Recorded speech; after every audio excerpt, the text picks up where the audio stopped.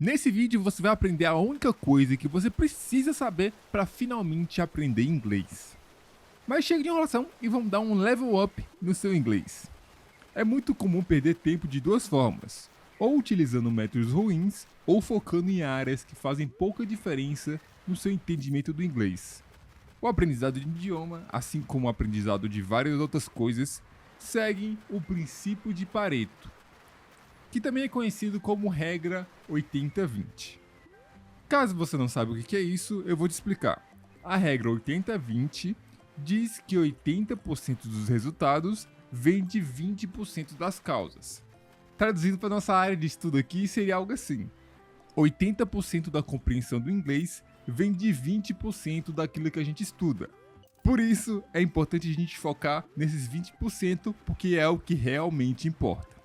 E quando a gente analisa um pouco sobre o que é estudar inglês, a gente percebe que tem várias áreas diferentes. Por exemplo, tem a área de estudo de expressões comunicativas, tem a área de gramática, a área de expressões idiomáticas, tem a prática da fala do inglês, a prática da escrita, também tem um contato com o inglês nativo e assim por diante. Não estou dizendo que nada disso que eu citei não é importante, mas é preciso focar em algumas coisas específicas para que a gente atinja um resultado mais rápido. E se seu objetivo principal é aprender inglês para consumir conteúdo em inglês, o foco tem que ser a leitura.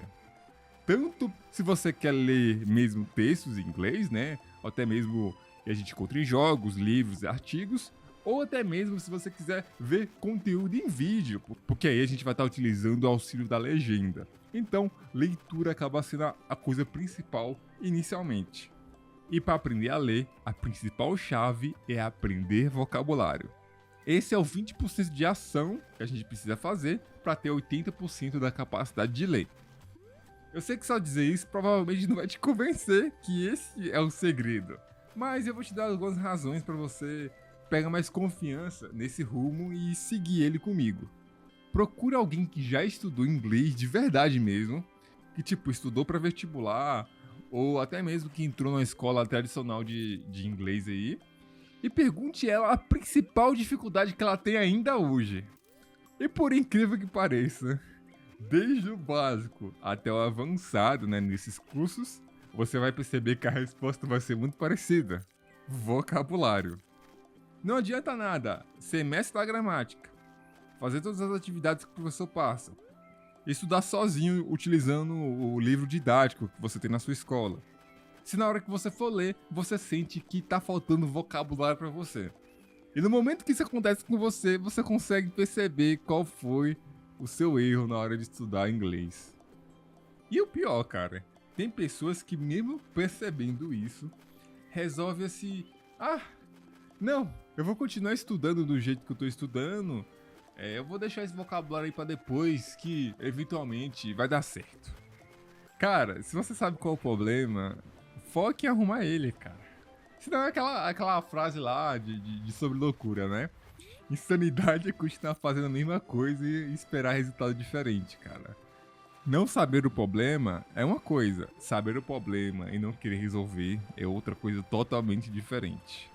E se você não focar em resolver o problema que tá claro na sua frente, o tempo vai passar, o tempo vai continuar passando. 3 meses, 6 meses, um ano e nada de solução. Mas calma, tá? Eu sei que pode ser um pouco desanimador falar isso pra algumas pessoas, mas você não vai precisar passar por isso. Agora que você encontrou esse vídeo, a gente vai resolver esse problema junto e você vai conseguir finalmente conseguir compreender o inglês escrito. E a dica principal que eu dou, se o seu objetivo é aumentar o seu vocabulário, é estudar palavras dentro de frases. E preste bem atenção na parte dentro de frases.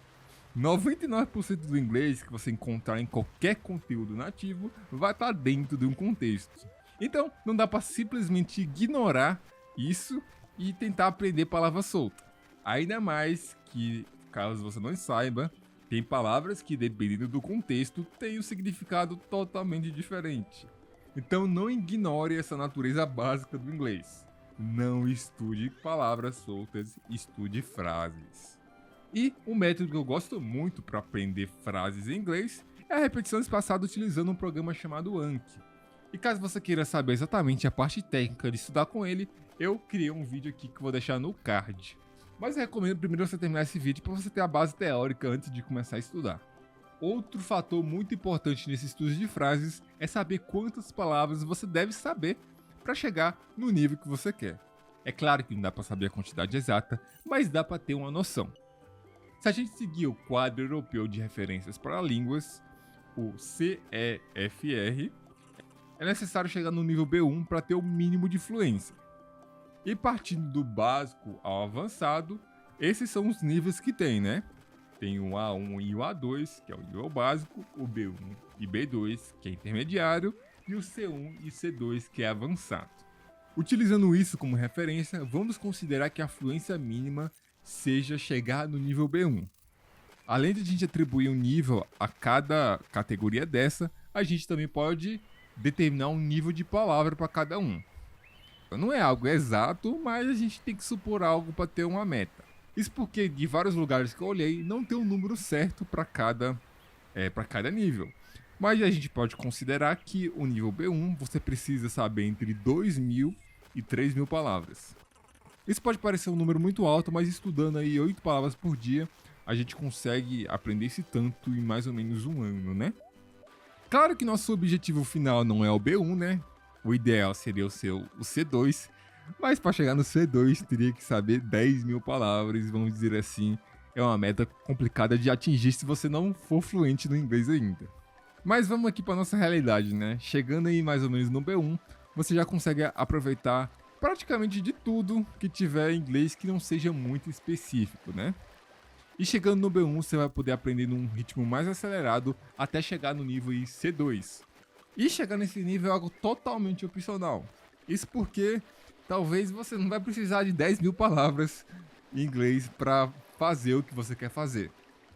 É claro que só sabendo 3.000 palavras, né, vai aparecer uma palavrinha aqui, uma palavra acolá que você não sabe, mas com esse tanto de palavra é capaz que você consiga supor o significado de várias frases sem saber todas as palavras.